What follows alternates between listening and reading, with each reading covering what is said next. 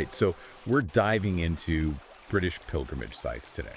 Fascinating stuff. Yeah, I've been looking at this book, and It's a good one. really gets into the history and the spiritual side of these places. What's really struck me is the way it explores them through this masculine lens, you Yep. know? Yeah, absolutely. It's not just like your typical No. travel guide or history book. Right. It's something else. Exactly. Like it digs into the Canterbury Cross. Oh, yeah. But it's not just, oh, here's a religious artifact. Right. It's talking about spiritual authority and dominion. It's a fascinating interpretation, connecting it to St. Augustine of Canterbury, Mm-hmm. Sure. his leadership and his strategy establishing Christianity in England. And it frames that as a masculine Very much so. approach to power. Yeah.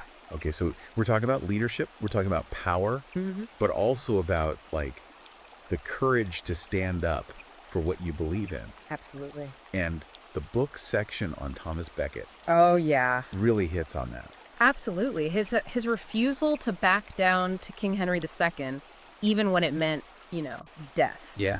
That's a powerful example of integrity, And the book frames this story as like a pivotal moment in British pilgrimage.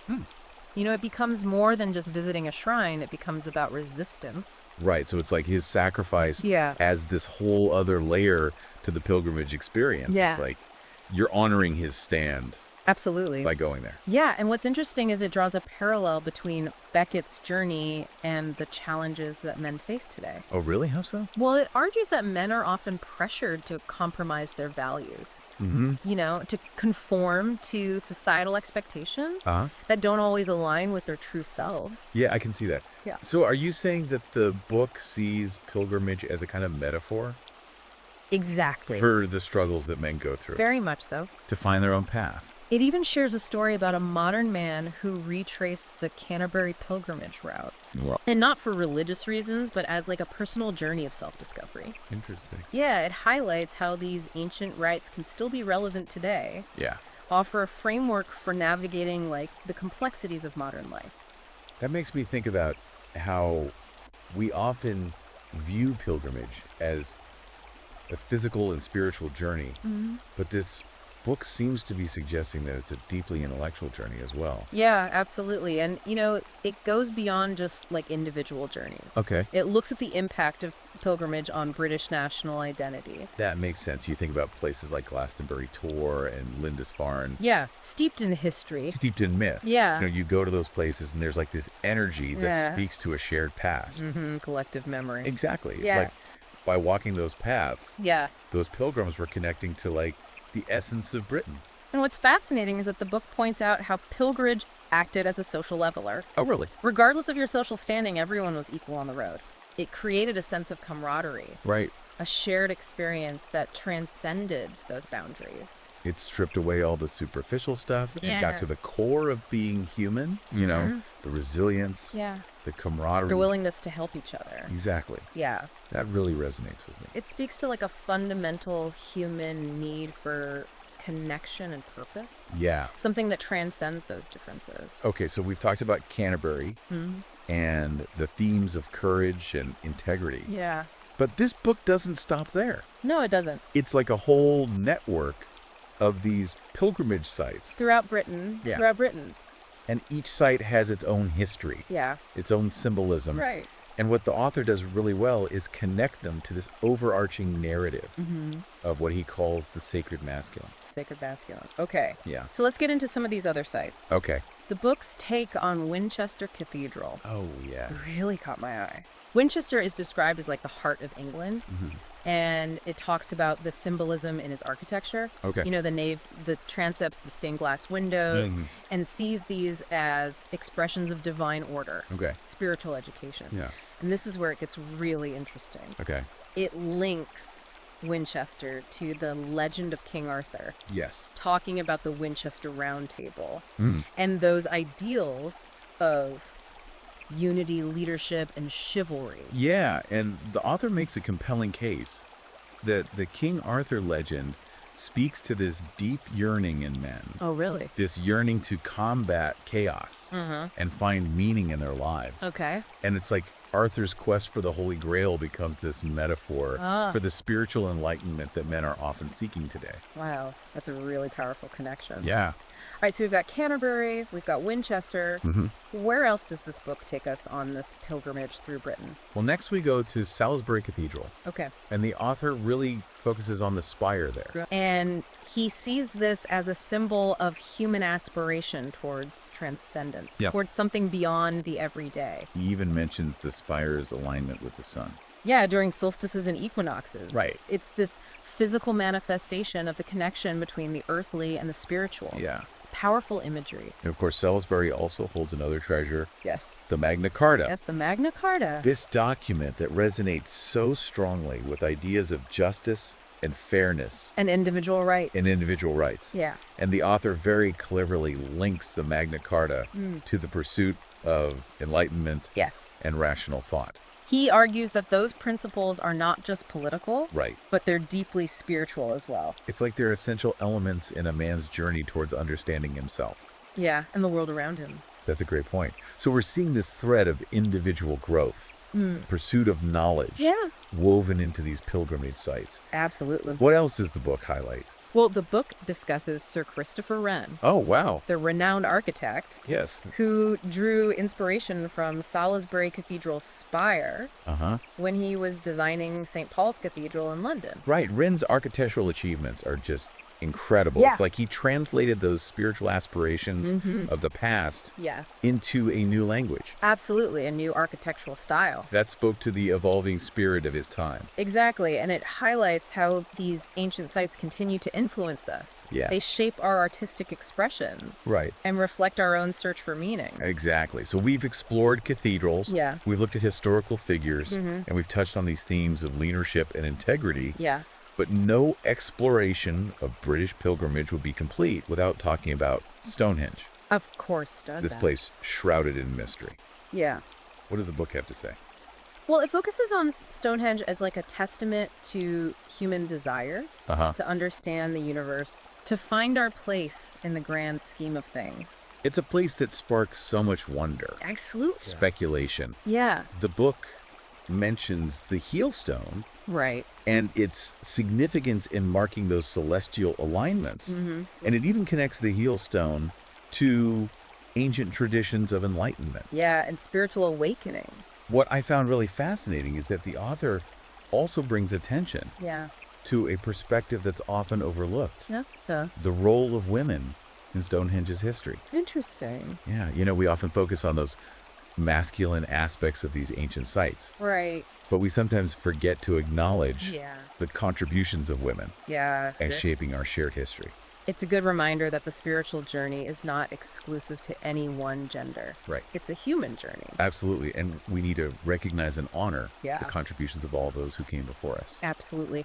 And that leads us to another site, Okay. steeped in myth and legend, Glastonbury Tor. Glastonbury Tour, Yes. often associated with the quest for the Holy Grail. Exactly. And the book presents Glastonbury Tor as a symbol of spiritual transcendence, Okay. that pursuit of something beyond the material world. The climb up Glastonbury Tour is pretty challenging. It is. Does the book connect that to this idea of spiritual journey? It suggests that the physical effort mirrors the challenges and the triumphs we experience in our own spiritual growth. It's about pushing boundaries, overcoming obstacles, and reaching for a higher understanding. That resonates with me so often. Yeah. The most rewarding journeys are the ones where we overcome adversity Absolutely. and find that inner strength. Yeah. So what else does the book say about Glastonbury Tor? Well, this is where it gets a bit more complex. Okay. It connects Glastonbury Tor to something called the C.T.M.U framework. The C.T.M.U framework. Yes, have you heard of that? I have not. So the C.T.M.U stands for the Cognitive Theoretic Model of the Universe. Okay. It's a pretty complex theory, but essentially it proposes that the universe is self-simulating, Okay. self-referential, meaning it contains its own blueprint, Okay. and that consciousness plays a key role in its structure. So how does Glastonbury Tor fit into all of this?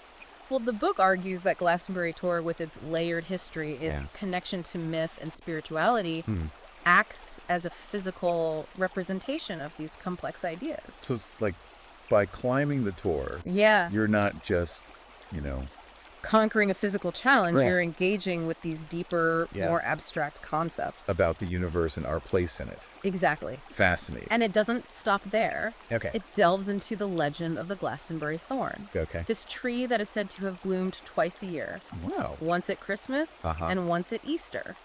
That's quite a legend. What does the book make of it? The author sees the Glastonbury thorn as a symbol of resilience, Okay. faith, and the cyclical nature of life. He even mentions how the thorn was vandalized a few years back, but then replanted, Right. highlighting this idea of renewal Right. and the ability to overcome adversity. It's like the thorn itself embodies that message of hope, Yeah, the enduring power of the human spirit. absolutely. And it brings us to another fascinating site, Wells Cathedral. Wells Cathedral, known for its stunning architecture Yes. and its clock. Ah, yes, the Wells clock. So tell me about this. The book focuses on the clock not just as a timekeeping device, Okay. but as a symbol of communal order, cosmic harmony, Uh-huh. the regulation of life's rhythms. So it's not just about telling time. No, it's about something much bigger. Okay. The author connects the clock's precision and reliability to the medieval understanding of the universe Okay. as this perfectly ordered machine. Okay. He suggests that by observing the clock's steady movements, Uh-huh. we can find our own sense of balance and order Right. in a world that often feels chaotic. It's like the clock acts as a kind of anchor, Yeah. a reminder of that underlying order that exists, even amidst the chaos. Exactly. What else does the book say about Wells Cathedral? Well, it also highlights the role of music Yeah. in creating a sense of transcendence and connection to the divine. Okay. It describes how the music combined with the architecture Yeah. and the symbolism of the cathedral creates this really unique spiritual experience. So Wells Cathedral offers this kind of multi-sensory experience Yeah, that speaks to a deeper sense of order and connection. exactly. And it brings us to another site Okay. that holds a special place in the realm of knowledge and intellectual pursuit. Oxford. Oxford's a place synonymous with Yeah. scholarly tradition, the pursuit of truth. The book describes Oxford as a place where the myth of the scholar's journey comes alive. Interesting. It's not just about classrooms and textbooks. Right. It's about that lifelong pursuit of knowledge, Okay. the quest for enlightenment. So it sees the academic tradition itself Yeah, as a kind of pilgrimage. it does. And it highlights the Bodleian Library as a symbol of human desire Okay. to understand the world. This vast repository of knowledge, Yeah. a testament to the power of the human mind to Absolutely. explore and discover. Yeah, and the book also points out that even in a place like Oxford, where learning is paramount, Right? unexpected moments of spiritual discovery can occur. Okay. It mentions these hidden gems of Oxford, Okay. like small chapels and quiet gardens, Yeah. as places where the sacred can be found in unexpected ways. That's a good point. Yeah, Sometimes the most profound experiences happen when we least expect them, absolutely. in those quiet, unassuming places Yeah. where we can truly connect with ourselves. Yeah, and it leads us to a very different kind of site, Hadrian's Wall. Hadrian's Wall, Yes. that massive Roman fortification Yeah. stretching across northern England. The book uses Hadrian's Wall as a symbol of boundaries, both physical and spiritual. And it talks about how the wall served as a constant reminder Yeah. to the Roman soldiers who guarded it that they were on the edge of the known world, Wow. facing the unknown. So it's like the wall represents this fundamental human need Yeah, for definition, protection. absolutely. And the book connects that to the challenges that men face today. In what way? Well, it argues that we all need to establish boundaries, Okay. both in our personal lives and in the wider world. Right. We need to know where we stand, what we believe in, Uh-huh. and what we're willing to fight for. That's a powerful message. Yeah. So it's about defining who we are, Yeah. what we value, what Yeah. we're willing to protect. Absolutely. So what else does the book say about Hadrian's Wall? It also looks at like the psychological impact of walls in general. Okay. It uses examples like the walls of Troy, the Berlin Wall, Right. to illustrate how walls represent this need for security. But also the potential for division and isolation. It's like they can both protect us Yeah. and imprison us at Yeah. the same time. And there's this poignant story in the book Oh, yeah. about the discovery of a Roman soldier's grave Near Hadrian's Wall. near Hadrian's Wall. It really humanizes the wall. Yeah. It reminds us that behind these grand structures, there are human stories, Always. Yeah. It's a good reminder that history is not just about Yeah. dates and events. Right. It's about the lives of real people. And the book ties archaeology itself to the process of self-awareness. Okay. Just like archaeologists uncover hidden truths about the past, Uh-huh. we need to dig deep within ourselves Right. to understand who we truly are. That's a powerful analogy. Yeah. It's about confronting our own past, Mm-hmm. our own shadows, Yeah. and integrating those Yeah. into a more complete understanding of ourselves. Absolutely. And that brings us to another magnificent structure, Durham Cathedral. Durham Cathedral, Yes. known for its grandeur, It's soaring arches. its intricate carvings.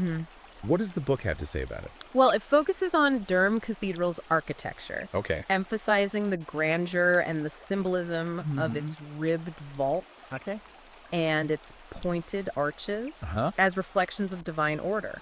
It's like the cathedral itself embodies that sense of order Yeah. and purpose. And the book connects the cathedral's design to the medieval understanding of the physical world Right. as a reflection of the divine. So by contemplating the cathedral's architecture, Yeah. we're invited to contemplate Yeah. the larger order of the universe. Exactly. And the book tells a story about a stonemason Okay. who finds clarity and purpose in the precise alignment of the ancient stones of Durham Cathedral. Wow. It's like the act of building the cathedral Yeah. becomes a metaphor for the process of building our own lives. You know, brick by brick with intention and purpose. That's a beautiful image. Yeah.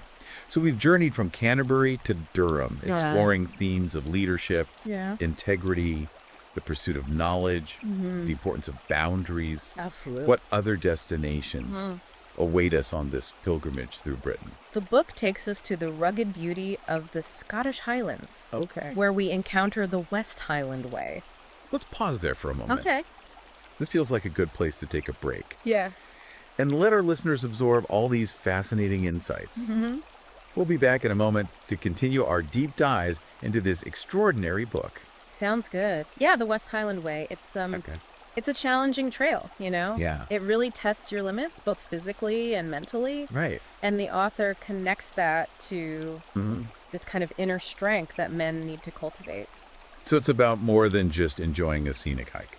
Yeah, exactly. He describes it as like a portal to understanding the mysteries of life. Oh, wow. Yeah, he argues that by immersing yourself in that rugged landscape, you tap into something primal. I like that. Tapping into something primal. Yeah, something ancient, Yeah. you know, something that resonates with a deeper understanding of what it means to be human.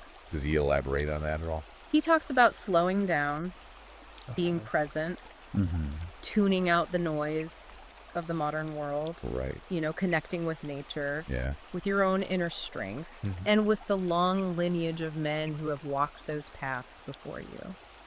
That makes sense. Yeah. There's definitely something about being out in nature Yeah. that can be incredibly grounding, Absolutely. restorative. And he also highlights the importance of mindfulness. Okay. You know, paying attention to the details, really absorbing the beauty and the power of the natural world. So it's about being present in both body and mind. Exactly. And from the rugged beauty of the Highlands, Okay. the book takes us to the Isle of Iona. Iona. Yeah. I've heard it described as a place of just profound peace, Yeah. tranquility. It is, he describes it as a place where you can really connect with your spiritual side, where the veil between the material world and something beyond feels very thin. That's a powerful image. Yeah.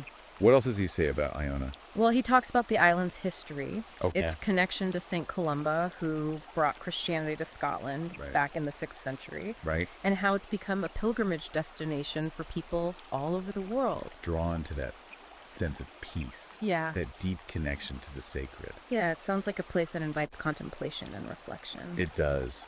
And he also talks about the Iona community. Oh, yes. This group of people committed to living out their faith in a practical way. Yeah, in a meaningful way. Tell me a bit more about the Iona community. What are their core values? Well, they emphasize social justice Okay.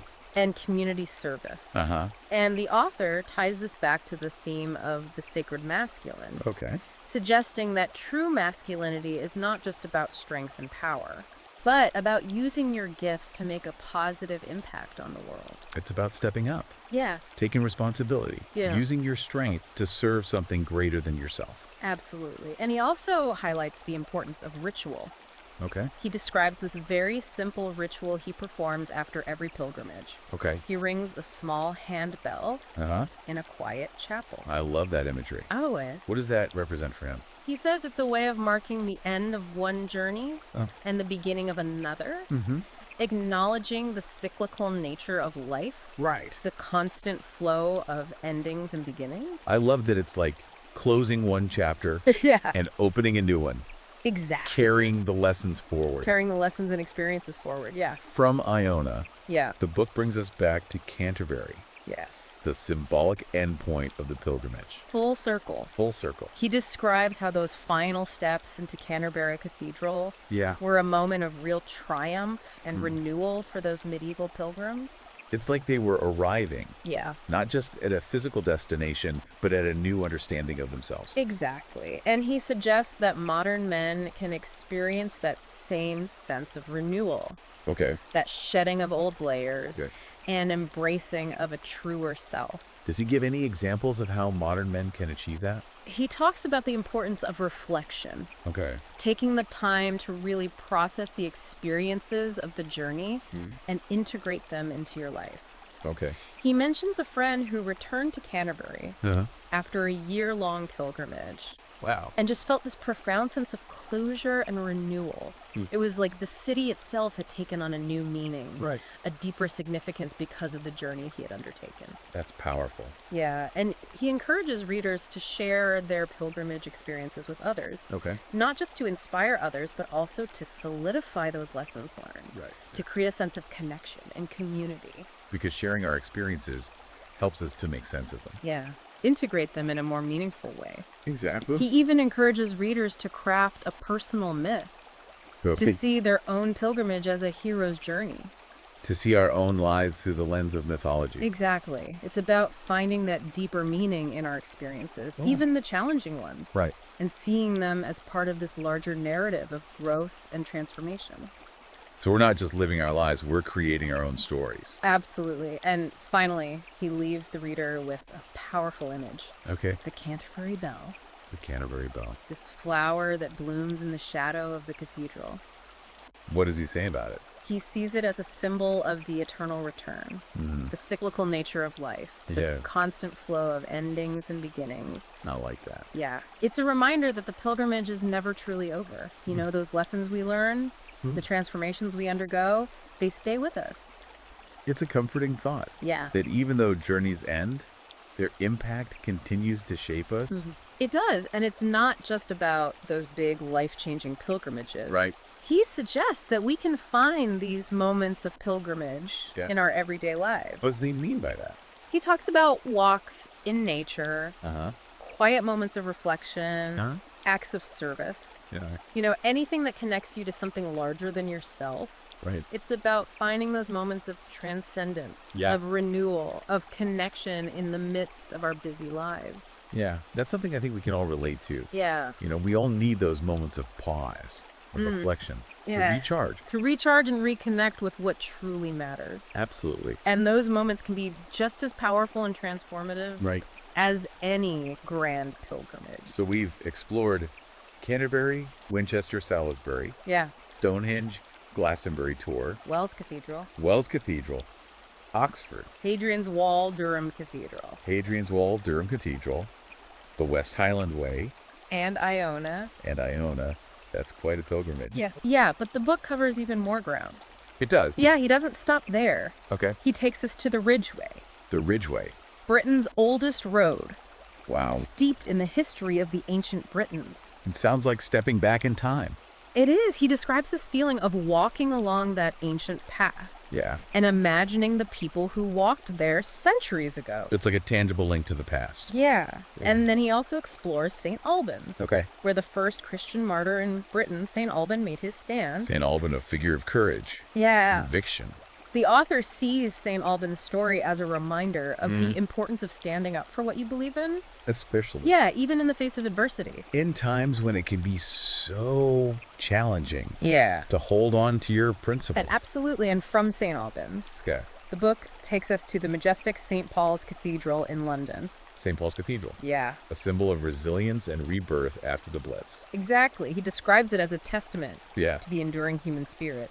The ability to rebuild and recover, Right. even after the most devastating experiences. It's a powerful symbol of hope, Yeah. resilience. And he even explores the River Thames, Okay. which he describes as this river of life. A river Thames flowing through the heart of London, Yeah, mirroring the journey of human existence. witnessing the ebb and flow of history. Yeah, he uses the river as a metaphor for the constant change and movement of life. Right. You know, the journey we're all on, with its twists and turns, its challenges and triumphs. It's a beautiful image. Yeah. This idea of the river as a reflection of our own journeys. Exactly. And he also delves into the Cotswold Way, Okay. this trail that winds through the rolling hills of the Cotswolds. The Cotswolds, known for their picturesque villages, Yeah. idyllic landscapes. He connects the Cotswold Way to the history of the wool trade, Interesting. which was once the backbone of the region's economy. Uh-huh.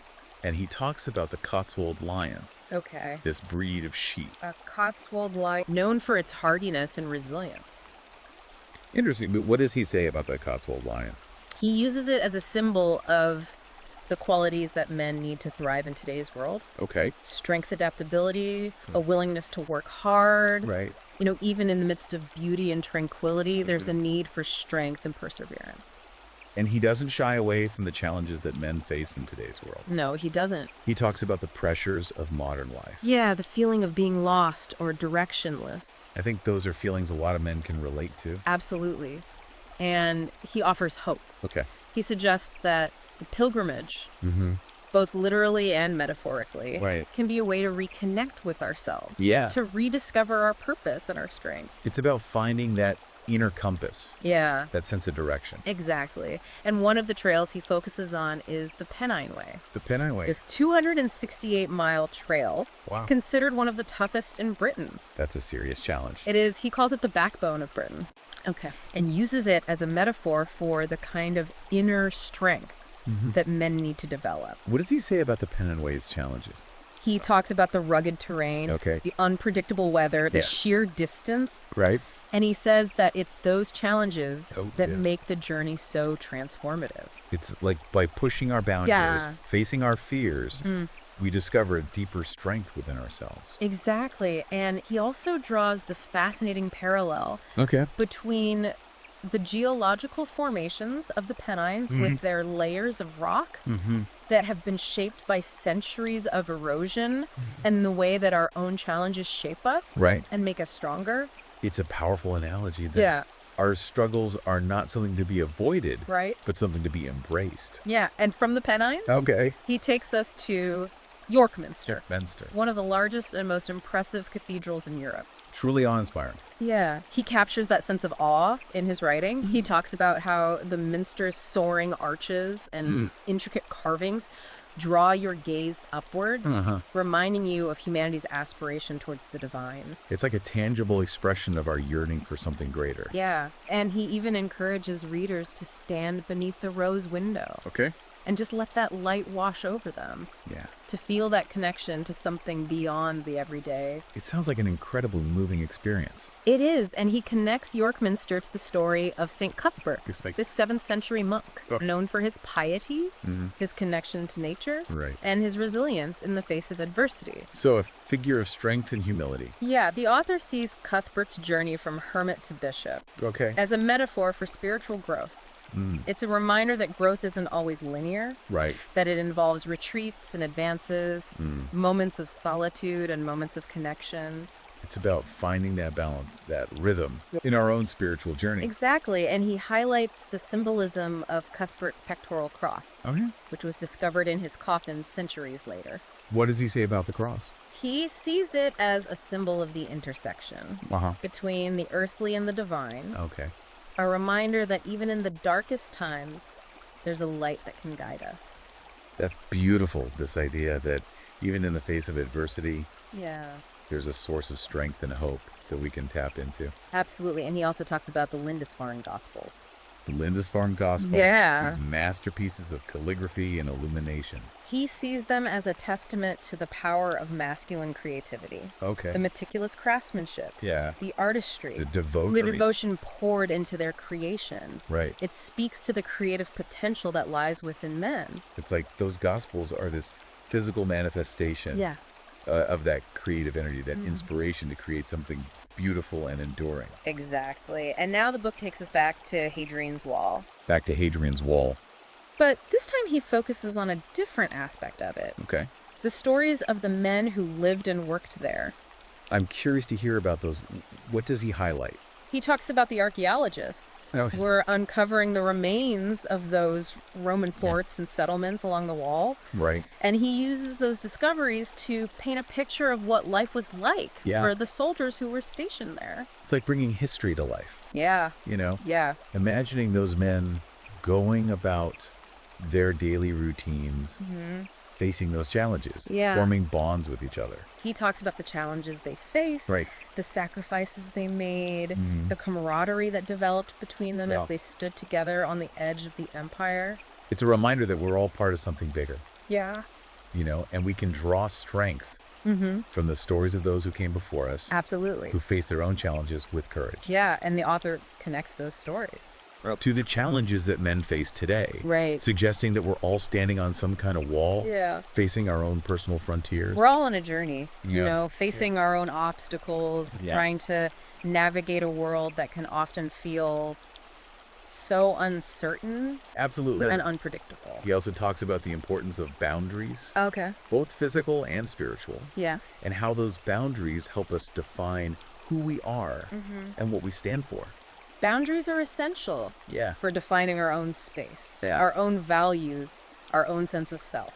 He uses the example of the mile castles, Okay. those small forts that were spaced along Hadrian's Wall, Right? to illustrate how discipline and vigilance, Okay. even the smallest actions, are essential to maintaining order and protecting what's important to us. It's like a reminder to be mindful of the boundaries we set for ourselves and for others. Yeah. And to be willing to defend those boundaries when necessary. Exactly. And then he takes us on another journey along the Pennine Way, Back to the Pennine Way. which he describes as a metaphor for the journey of life itself. What new insights does he offer this time? He talks about that rugged beauty of the trail, the unpredictable weather, Yeah. the challenges that it presents to both body and mind. Right. And he argues that it's precisely those challenges Okay. that make the Pennine Way such a transformative experience. It's like a crucible, Yeah, you know? a test of our strength. A test of our strength and resilience. Exactly. And he encourages readers to use the landscape as a mirror Okay. for introspection, you know, to pay attention to the details Yeah. and to let the natural world speak to them. It's about slowing down, tuning out the noise of the modern world, Yeah, allowing yourself to be present in the moment. exactly. That resonates with me. There's Yeah. something about being out in nature Yeah. that invites that contemplation, allows for a deeper connection with ourselves. Yeah. And from the Pennines, he takes us to Durham Cathedral, Durham Cathedral. where he focuses on the story of the stonemasons who built it. Those craftsmen Yeah. who created something so enduring and awe-inspiring. He talks about how those men, with their simple tools Yeah. and their unwavering dedication, Right. created a structure that has stood for centuries. A testament to the power of human skill, Yeah. determination, you Yeah. know, that ability to create something lasting, Yeah. meaningful. And he uses the cathedral as a metaphor for the importance of craftsmanship. Okay. You know, taking pride in our work, Yeah. creating something that will outlast us. It's a reminder that our legacy Yeah, can live on through the things we create, absolutely. the impact we have on the world. Yeah, and he encourages readers to experience the cathedral, not just visually, but with all of their senses. What does he mean by that? He talks about feeling the weight of the stones, Okay. smelling the incense, No. hearing the echoes of the choir. It's about immersing yourself in that sacred space Yeah. and allowing it to work its magic on you. So it's about engaging all of your senses, Yeah, opening yourself up to a deeper experience. exactly. And now he takes us back to the Scottish Highlands. Back to the Scottish Highlands. This time to the West Highland Way. We're returning to the West Highland Way. Yes, but with a slightly different focus this time. Okay. He emphasizes the importance of preparation, Right. both physical and mental, Right. for navigating the trail's challenges. So it's about being prepared for the journey ahead, Yeah. both physically and mentally. He even talks about how he created a playlist Oh, wow. of bagpipe music Okay. and ambient nature sounds That's a great idea. to enhance his experience on the trail. Yeah. Music can really set the mood, Yeah, create a more immersive experience. absolutely. What else does he highlight about the West Highland Way? Well, he talks about the importance of reflection, Okay. taking the time to think about the challenges you faced, the lessons you learned, the ways the journey has changed you. It's about integrating that experience into your life, Yeah, allowing it to shape you. exactly. It's not just about reaching the destination. Right. It's about the transformation that happens along the way. And he also delves into the history of the Highlands, He does. the myths and legends. Yeah, that have shaped the region. He describes the Highlands as a portal to understanding the mysteries of life, Yeah. suggesting that by immersing yourself in that landscape, you can tap into something. Yeah. Primal and ancient. It's like the land itself holds a certain wisdom, a connection to something deeper. Exactly. And he emphasizes the importance of mindfulness, Okay. paying attention to the details, Right. listening to the land, and letting it speak to you. It's about being present in the moment, Yeah. opening yourself up to the wisdom of the natural world. And now he brings us to the Isle of Iona, Iona, which he describes as a sanctuary for the soul. a place of peace and tranquility. We've talked about it. Is there anything new he adds this time? He talks about the Iona community Right. and their commitment to living out their faith in a practical and meaningful way. Yeah. And he connects their emphasis on social justice and community service Right. to that theme of the sacred masculine, Okay. suggesting that true masculinity is not just about strength and power, Right. but also about compassion and action. It's about using your strength to serve others, Yeah. to make a positive difference in the world. It's a reminder that true strength lies not just in physical prowess, Right. but in empathy and action. And he concludes the book Yeah, with a powerful message he does. about the cyclical nature of life, the constant ebb and flow of endings and beginnings. Yeah, he uses the image of the Canterbury Bell, right? Canterbury Bell. Yeah, he sees it as a reminder that the pilgrimage is never truly over. Right. You know, the lessons we learn, Yeah. the transformations we undergo, they stay with us. They continue to shape our lives. They do, and he encourages the listener to embrace the cyclical nature of life, Okay. to see endings not as finalities, Right. but as opportunities for growth. It's a beautiful message Yeah, about the transformative power of the journey, yeah, the resilience of the human spirit, yeah, the enduring beauty of the world around us. absolutely. And he reminds us that these moments of pilgrimage, Right. these opportunities for growth and transformation, can be found not just in grand adventures, Right. but also in the everyday moments of our lives. It's about being present, Yeah, being mindful, yeah, and being open to the possibility of transformation exactly. in every moment. Yeah, It's fascinating how the author connects these ancient pilgrimage sites to a kind of blueprint for masculine living, you know? right. It's like he's saying we can look to these journeys, these stories for guidance in navigating the challenges of being a man today. It's not just about the history or the religion. No, it's deeper than that. It's about tapping into something timeless. Exactly something that speaks to the core of what it means to be a man. And what I appreciate is how he brings it all back to everyday life. You Yeah, know, yeah. we don't necessarily have to trek across England to find that meaning. Right. He makes the point that those moments of pilgrimage, those opportunities for growth, they can happen anywhere. In the most unexpected places. Yeah, he uses this great example, actually. Oh, yeah. You know those traditional door knockers Yeah. you often see on old churches and cathedrals in England? I know exactly what you're talking about. Usually shaped like a lion's head. Yes. He calls it the Durham knocker. Okay. And he explains how the lion, the symbol of strength and courage, Uh-huh. represents the threshold guardian in spiritual journeys. Interesting. So just by grasping that knocker, you're symbolically confronting your fears, Right. asking for guidance as you step across the threshold. It's a way of acknowledging the challenges, Yeah, but also expressing that willingness to face them. Head on. Head on, exactly. Wow. It's amazing how much meaning can be packed into these old traditions. It is, isn't it? Yeah. And from there, he takes us on one final journey to the Scottish Highlands, Okay. focusing on the West Highland Way. We've talked about the West Highland way before. Yeah. In the context of physical challenge, mental challenge. This time, he emphasizes the importance of preparation, Okay.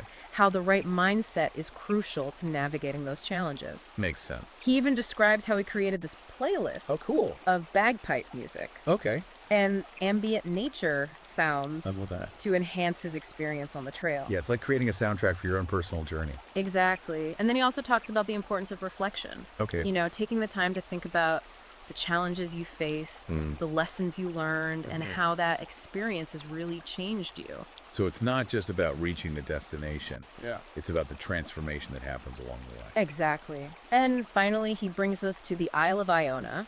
Iona, that place of peace and tranquility. He calls it a sanctuary for the soul, Beautiful. a place where you can connect with your spiritual side. Anything he adds this time around. He talks about the Iona community. Right. Those folks committed to living out their faith. Yeah, in a really practical way. Serving others. Exactly. And he connects this to the idea of the sacred masculine, Yeah. suggesting that true masculinity isn't just about strength and power. It's about more than that. It's also about compassion Right. and action. Using your strength to make a difference. Exactly. And he ends the book with this really powerful message What's that? about the cyclical nature of life. You know, the constant ebb and flow of endings and beginnings. He uses the image of the Canterbury Bell, right? He does. He sees it as a reminder that the pilgrimage is never truly over. Yeah. The lessons we learn, the transformations we experience, They stay with us. they stay with us and continue to shape our lives. It's a beautiful image, that Canterbury Bell. Yeah. Blooming in the shadow of the cathedral. A symbol of hope and renewal. A reminder that even though journeys end, their impact continues. It ripples outward. This has been a fascinating deep dive. It really has. This book has given me a whole new perspective Yeah. on these pilgrimage sites and what they represent. It's more than just a travel guide. Well, It's a guidebook for life Yeah, a reminder of that ancient wisdom. that can still guide us today. If you're looking for a deeper understanding of yourself, your purpose, your place in the world, I highly recommend checking out this book. You can find it on Amazon Kindle Right. and Google Playbooks. It's a book that will stay with you long after you've finished reading it. Absolutely. It's a call to an adventure. Yeah. An invitation to embark on your own personal pilgrimage Whether it's a physical journey to these incredible places or a journey of self-discovery. within your own heart. Exactly. So until next time, keep exploring, keep seeking, keep growing. The journey awaits.